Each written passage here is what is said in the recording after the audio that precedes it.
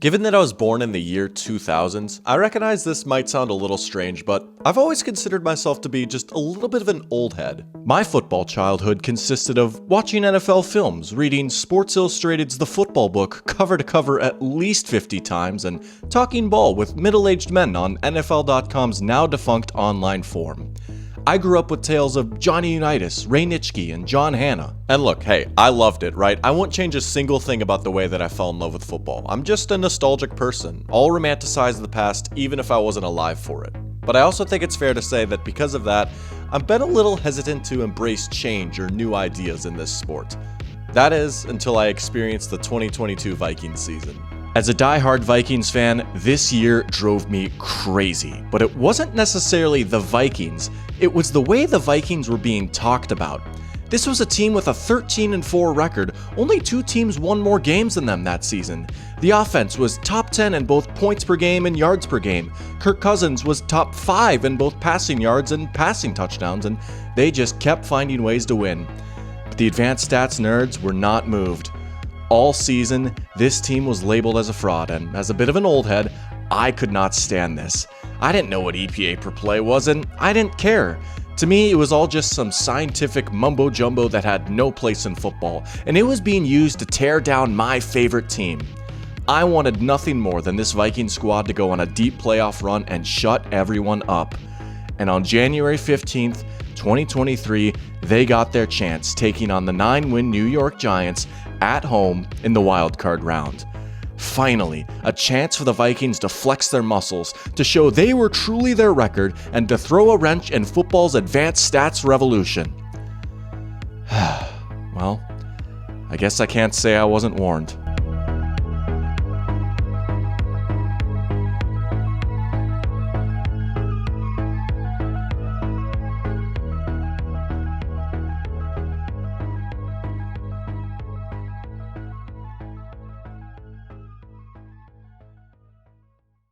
Hey guys, it's me, Dr. Pigskin. The doctor is in, and I'm not exaggerating when I say that that game and that 2022 Vikings season single-handedly changed the way that I view football more than anything else. I, Mr. Oldhead, am now one of the biggest proponents of using these fancy, newfangled advanced stats, and that's exactly what I'm going to try and sell you on today. I don't want to sound too pretentious when I say this, but I really do think there's a huge difference in the stats that most people take stock in versus the ones that actually matter, right? The ones that actually tell if a team is good or not, or if a player is actually good or not. That's what I want to get into. If you're ready to cut through the lies that a standard box score will try and tell you, or the standings will try and tell you, and embrace a new age of football statistics, this is the video for you. And if you're a little hesitant to dive in, hey, I get it. It wasn't that long ago that I was in your shoes too, but hopefully at the very least, I can put you on a new perspective. Alright, with that in mind, let's just get started.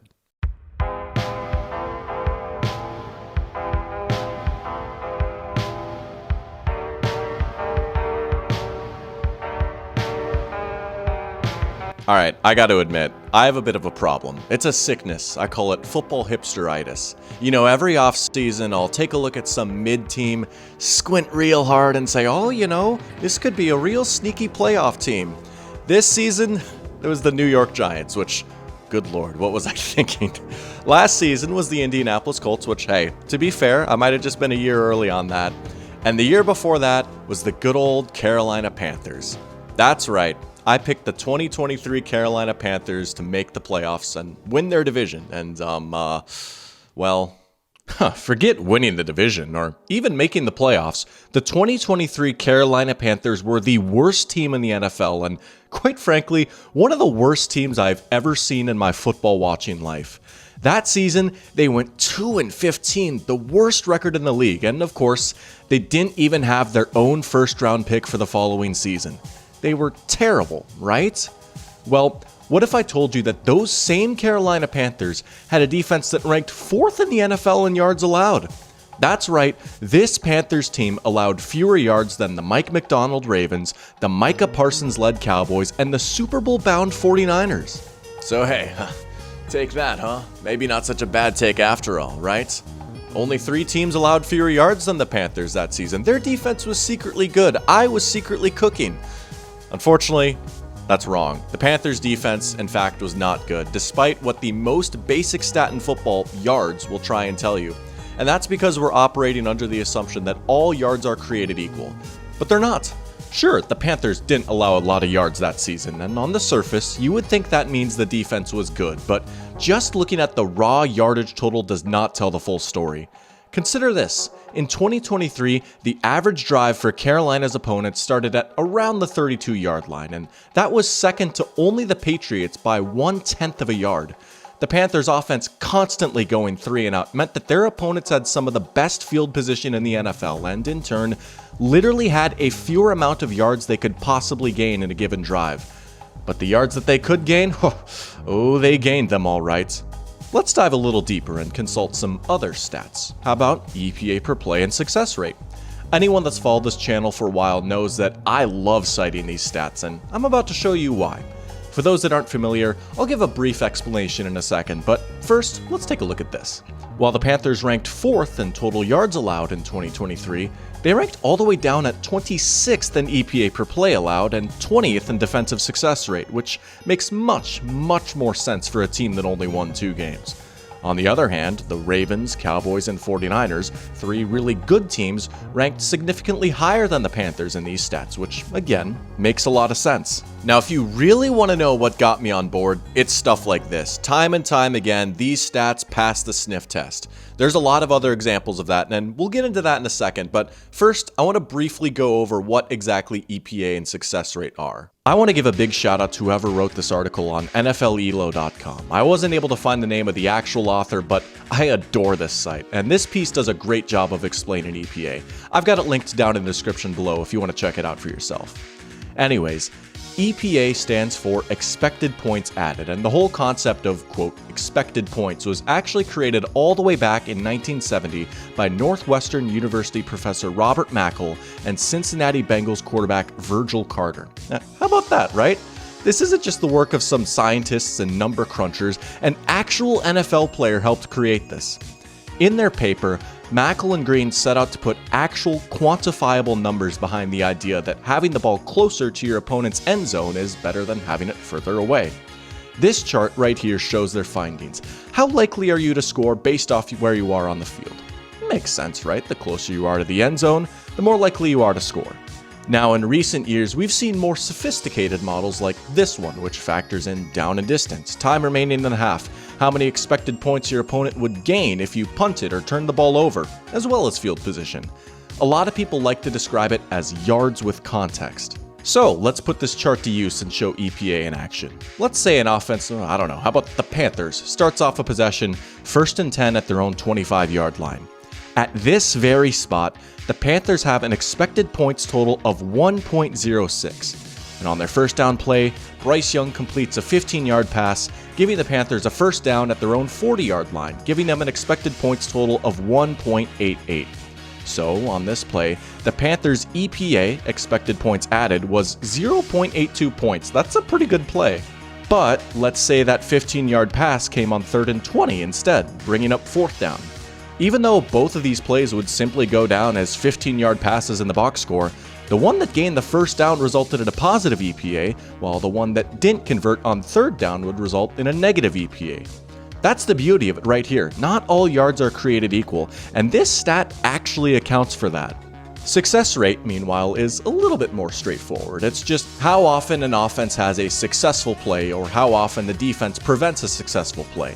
The only thing to really know here is what qualifies as a, quote, successful play, right? So on 1st down and 2nd down, that would be if the offense gained at least half of the yards required for a new set of downs. So say it's 2nd and 6, a 3-yard play would be considered a success. On 3rd and 4th down, it's gaining all of the yards required for a new set of downs. Success rate is simply just the percentage of plays that's considered a success for the offense or defense. This is a good measure of how good a team is on a down-to-down basis, right? For example, a 2-yard rush might not look that sexy in the box score. It might bring down your yards per carry number, but if that 2-yard carry came on 4th and 1, that's a great play, and success rate would recognize that as one. Okay, alright. That was a lot that I just threw at you, and I apologize. Maybe brief wasn't the best adjective to use for that explanation, but I hope I did at least a decent job of laying out how this all works. EPA and success rate are by far the two most common advanced stats in football, and I think they're a great tool to use.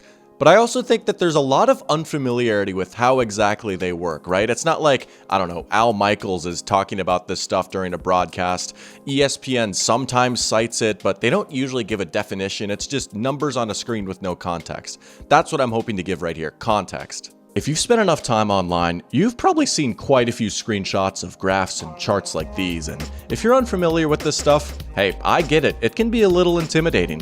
Shoot, I used to think stuff like this was locked behind a paywall or required special credentials to access, but it doesn't. Anyone can go online to sites like NFL Elo, RBSDM, or Sumer Sports right now and pull this stuff up for free. You know, it really was just the perfect storm for me, right? That 2022 Vikings season ending the way that it did. And then I had all off season to just marinate on what happened, spending all my time on these websites, and as a young man falling into an internet pipeline, I started to form some radical thoughts, some radical crazy ideas. Crazy ideas like, how about this? The charts are right and Bill Parcells is wrong.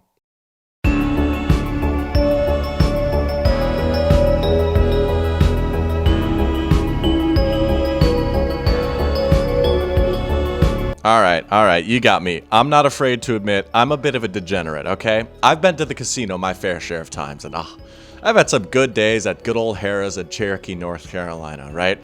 I've been surprised with a private room to watch football with me and my friends by one of my friends' dad, had some great runs at the blackjack table, and had some delicious meals at the Gordon Ramsay Food Mart. If you know, you know. But hey, it is a casino, right? I've had plenty of bad days there too. I've had some tough runs at the blackjack table. I once wrestled a drunk senior citizen, which is a whole nother story. But by far, the worst time that I've ever had at that casino, truly, was watching Kirk Cousins throw short of the sticks on 4th and 8, ending the Vikings season with a crushing playoff loss to the Giants. Man, that was just such a tough pill to swallow. All season, I kept parodying that famous Bill Parcells quote, "Well, you are what your record says you are." I was so sick of that stupid EPA chart being thrown in my face and that being the reason why the Vikings actually weren't a good team. There's no way that a chart could tell you which teams are good or not, right? Well, let's take a look at this chart. This plots how each team fared in offensive EPA and defensive EPA for the 2022 NFL season, with the x-axis being offensive EPA and the y-axis being defensive EPA. So, the closer you are to the top right, the better you performed in those stats. Look at where the Vikings are. They're right near the middle. They're grouped with the 7-win Falcons, the 7-win Browns, and the 6-win Raiders. This tells a very different story from basically any other metric you pull up. While this team ranked top 10 in both points scored and yards gained, they were all the way down at 18th in offensive EPA per play and were 16th in defensive EPA per play. This chart backed up what a lot of people were saying the whole time. This was a middle-of-the-road team that just happened to have a lot of games go their way. Okay, fine, alright, maybe this one time this chart was right and had a better understanding of how good the Vikings actually were, but why should we care? Does this really apply to everything? Why should I take so much stock into EPA and success rate versus yards gained or points scored? Well, let's think back to chapter 1 for a second, right? What exactly is EPA measuring here? Offensive EPA is simply just looking at how effective an offense is at moving the ball into scoring positions. Defensive EPA is just the opposite. How good is a defense at preventing the offense from moving the ball into scoring positions? This is how you win games. Not all yards are created equal, right? We need context behind these yards, and EPA and success rate, they give us that context better than any other stat out there. If you really want to point to something and say, this team is good or this team is bad, your best bet, truly, I believe, more than yards, points, or even wins and losses, is this chart. Here's what I mean. I went through every single team that's made the conference championship game in the past 15 years, so a sample of 60 of the best teams since 2010, and I tracked how they performed in offensive and defensive EPA. Of those 60 teams, the ones that were good enough to make it all the way to the NFL's Final Four, the average team ranked roughly 6th in offensive EPA and 10th in defensive EPA, and hey, I'll be fair, if you want to take the average rank in points per game or yards per game or anything like that, sure. those numbers are high too, and awfully similar to the average rank in EPA. Of course there's going to be some overlap between these stats. But it's also fair to say that if you're going to be a truly good team, a real legit contender, it is practically a prerequisite to perform well on these stats. The best teams in the NFL are almost always on the right side of this chart, and I think that makes a lot of sense. The true best teams in the league are the most consistent on a down-to-down basis at moving the ball on offense and getting stops on defense, and in my opinion, these stats are the best measure of that. This is what it's all about. It's not about just ranking highly on this chart just for the sake of ranking highly on this chart. This just happens to be a good measure of winning football. Alright, I can now admit those criticisms of the 2022 Vikings were very valid, and you know what? Yeah, Bill Parcells was wrong. They were not what their record says they were. And it's not just because, oh, they're in the middle of this chart. This chart is just a visual guide, a way to quantify this feeling of, is this team really that good? We've already talked plenty about the 2022 Vikings, but there's one more thing that I think is worth noting. Think about the team that they lost to in the playoffs, the Giants. I think a big reason why this loss was so soul-crushing to me is I thought if there was one team in the playoffs that was more fraudulent than the Vikings, it was this Giants team. On the surface level, the Vikings looked much better than the Giants, but this chart disagrees. Look where the Giants are. They're further to the right. They're in the same neighborhood as other playoff teams. You'd think a 9-win team beating a 13-win team in the playoffs would be a huge upset, but this chart kind of saw it coming the whole time. This Vikings team isn't the only example of this. How about the 2020 Steelers? Remember them? This team started out the season 11-0 that year and looked well on their way to the 1 seed, but it just didn't really feel like that good of a team, right? Well, if you want to try and quantify that feeling, how about this? Does this look like the best team in the NFL to you? Their defense was legit, there's no denying that, but the offense ranked 17th in EPA per play and 25th in success rate. On a down-to-down basis, this was not one of the best teams in the NFL, and perhaps unsurprisingly, this team closed out the regular season on a 1-4 skid, missed out on the 1 seed, and then got obliterated in the wildcard round by the Browns. And hey, you know what? Let's be positive, right? This can go the other way too. There have been plenty of surprise teams, ones that had less than stellar records or didn't have the most eye-popping traditional stats, but still played really good football on a down-to-down basis, and that was reflected in their advanced metrics. The 2010 Packers were the first, and so far only, 6th seed to go on and win the Super Bowl, and hey, they barely made the playoffs that season. They snuck in with a nail-biter win over the Bears in the final week, but make no mistake, this was a phenomenal team that played much better than their record would suggest. They were 6th in offensive EPA and 2nd in defensive EPA. And look where they come in on this chart. That sure looks more like a Super Bowl contender than a fringe playoff team to me. How about another 6th seed, the 2019 Titans? They won only 9 games that year and were huge underdogs going into the playoffs, and yet they made it all the way to the AFC Championship game, knocking off the Brady-Belichick Patriots and the 1 seed Ravens along the way, and they even put up a pretty good fight against the Chiefs. And you know what? That season, their offense was 6th in both EPA per play and success rate. They didn't just randomly catch fire in the playoffs. They were playing really good football all season long, even if their record didn't quite reflect it. But this chart sure did. One final example, and maybe surprise isn't the best word to describe them, but I have to bring up the 2024 Chiefs. To me, they're kind of like the 2022 Vikings evil twin, a team with a lot of wins in close games who didn't have the greatest standard stats, but performed really well in their advanced metrics. Their offense was 15th in points scored and 16th in yards gained, but make no mistake, this was still a really good unit, one that finished 9th in EPA per play and 8th in success rate.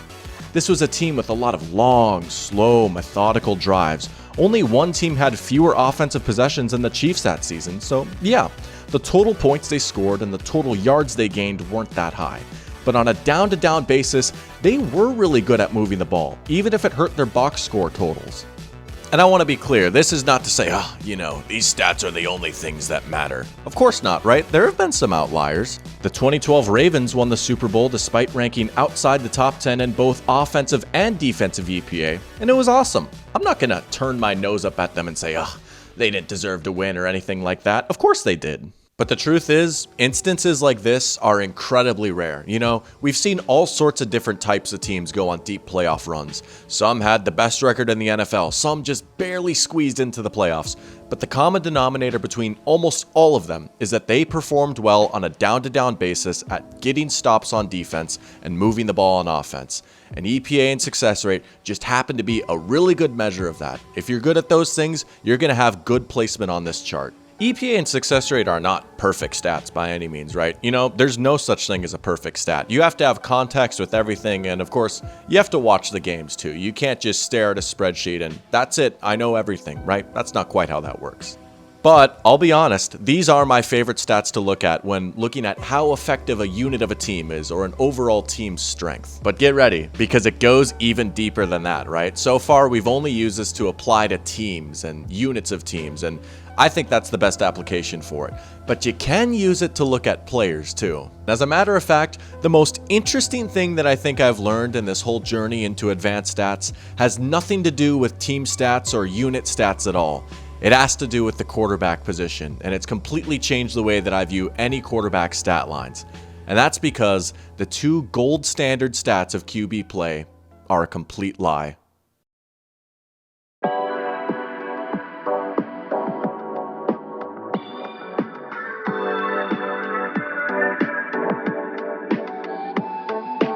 As a huge football sicko with ADHD, amongst other things, I have a very strict Sunday routine that I like to follow to maximize my NFL consumption. We're talking 4 screens, we're talking my phone ready to go to scroll through Twitter and all that good stuff. I gotta have my football every single Sunday. But hey, even with all that, I can't get to every single game, every single week, right? So I'll admit, sometimes I box score watch a little bit. I know, sue me. But, you know, I try to take everything I see with a grain of salt because just like, I don't know, the standings or something like that, these box scores are full of lies, especially at the quarterback position. Let me show you what I mean. All right, we're going to compare 2 mystery quarterbacks here, quarterback A and quarterback B. Take a look at their stat lines. These are the types of numbers that you'd see in a quote-unquote normal box score. From these numbers, who do you think had the better season? I'll give you a second to think this over, then I'll reveal who these players are, all right? You ready? Quarterback A is Jordan Love's 2024 season, and quarterback B is Aaron Rodgers' 2018 season. If you picked player B, you gotta be feeling pretty good right now, yeah? Love's 2024 season was seen as a bit of a disappointment. You know, he didn't even crack 3,500 yards, and he had a so-so touchdown to interception ratio. While Rodgers' 2018 season is considered to be one of his most impressive years. 4,442 passing yards is the second most he's ever had in his career, and his 25-2 touchdown to interception ratio is the best ever for a QB that's attempted at least 500 passes in a season. So, Rodgers definitely had the better season, right? He had more yards, a better touchdown to interception ratio, and a higher passer rating. Well, get a load of this. If we pull up EPA and success rate, Love blows Rodgers out of the water. It's not even close. And to be clear, the takeaway from this should not be, is Jordan Love secretly better than Aaron Rodgers? No, I don't think so. But I do think there is a lesson to be learned here. Once again, these stats are not telling the full story, and EPA and success rate, our yards with context, paint a much clearer picture of which player was doing their job more effectively. If you picked Rodgers from this comparison, hey, I get it. I would have probably done the same thing if I was presented just these numbers. Touchdown to interception ratio is seen as a great stat for quarterbacks, right? The idea is that you want to create a lot of positive plays, touchdowns, while avoiding negative plays, interceptions. But interceptions aren't the only negative play that a quarterback is a part of, and in fact, it's not even the most negative play that they're a part of. Take a look at this tweet from Nate Tice, who points out that in the past 5 NFL seasons, teams have lost significantly more EPA from sacks than they have from interceptions. This is really just a fancy way of saying sacks kill drives and hurt offenses more than interceptions do, and I think that makes a lot of sense. 1, they happen more frequently and they can add up quickly, and 2, taking a sack on, say, 2nd and 7 is a huge deal. That puts you way behind the 8 ball. All of a sudden, you have to hit a huge chunk play or you're punting the ball away. Thanks to EPA, this idea isn't just speculation. We have actual data that backs this up. So with all that in mind, let's revisit this comparison between 2024 Jordan Love and 2018 Aaron Rodgers, but this time, let's add in sacks and pressure to sack rate, which is simply just the percentage of pressure dropbacks that end in a sack. In 2018, Rodgers took 49 sacks, and he had a pressure to sack rate of 21.8%, both of which were near the top of the league. Love, meanwhile, was sacked only 14 times and had an incredible pressure to sack rate of 8.9%. These two quarterbacks responded to pressure in very different ways. Love wasn't afraid to put the ball up, and sure, sometimes it did lead to a turnover, but it also led to a lot of incredible plays. And the Packers' offense was very rarely behind the chains because Love almost never got sacked. Rodgers, meanwhile, might have had a nice-looking touchdown-to-interception ratio, but I think that came at a cost. All the sacks he took from holding on to the ball just ended up hurting the Packers more. This comparison fascinates me because I really think it challenges us to look at quarterback stat lines differently than we're used to. And again, this is not to say Jordan Love is better than Aaron Rodgers or anything like that, but I do think Love is a much better player than his traditional box score would give him credit for. And I think it's worth saying that the brand of football that Love plays was more effective than the brand of football that Rodgers played back in 2018, even if a traditional box score might say otherwise. And hey, for what it's worth, the 2024 Packers were a much better team with a much better offense than the 2018 Packers. This style of play that EPA and success rate favor translates to winning football games. Here's another fun comparison. What if I told you that in 2023, Broncos' Russell Wilson had a higher passer rating than Josh Allen? Check it out, he did. He had a much better touchdown to interception ratio too. Hey, this was seen as a bit of a down year for Josh by many, right? He led the league in turnovers, he didn't even make the Pro Bowl, and he was voted most overrated player in the NFL the following season. Remember that? But come on, was Russell Wilson really better than Josh Allen that season? I don't think so, and our advanced stats overwhelmingly agree. It's not even close. Take a wild guess as to why. Yep, you're right. It's in the sacks, something that passer rating doesn't account for, but EPA and success rate do. Wilson was sacked almost twice as much as Allen that season, and sacked at a rate nearly 3 times higher. Yeah, Allen led the NFL in turnovers that season, but despite that, he was still one of the best in the league at avoiding negative plays. Alright, one last example, and I couldn't wrap this video up without one final mention of our good friends, the 2022 Minnesota Vikings, and their quarterback, Kirk Cousins. There was always a debate over just how good this guy was, right? His box scores were terrific, but did it ever really feel like he was that good? Like I said in the intro of this video, Kirk was top 5 in the NFL in both passing yards and passing touchdowns that season, but came in all the way down at 14th in success rate and 24th in EPA per play. And with a little more digging, it's pretty clear to see where that discrepancy came from. Kirk took 46 sacks that season, 3rd most in the league. Being mobile has just never really been a part of his game. You know, he had a nice arm and he could hit a lot of great throws. He was a pretty good player, but he also played a part in some truly back-breaking, drive-killing negative plays. This was not sustainable winning football. Kirk Cousins was never a bad quarterback by any means, but he was never a great one either, and I think these metrics do a better job of capturing that than any of his other stats. John Boys put it best, as he usually does, right?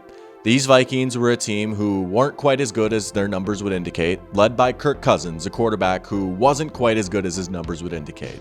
I'm glad those 2022 Vikings taught me this lesson the hard way. I like to think that I'm a more informed fan, and I appreciate having a deeper understanding of the sport because of this. But I think there's a very fine line to walk here too, right? As a fan, I think you can hold space for both. You can embrace the advanced stats, you can look at the charts and say, hey, maybe this team isn't quite as good as you think they are, but if that's your favorite team, go ahead, man. Go down kicking and screaming with the ship. Be proven wrong, right? Be the 2012 Ravens. There's nothing wrong with that either. I've been a diehard Vikings fan almost my entire life, and I can confidently say that 2022 team is one of the most fun teams that I've ever seen.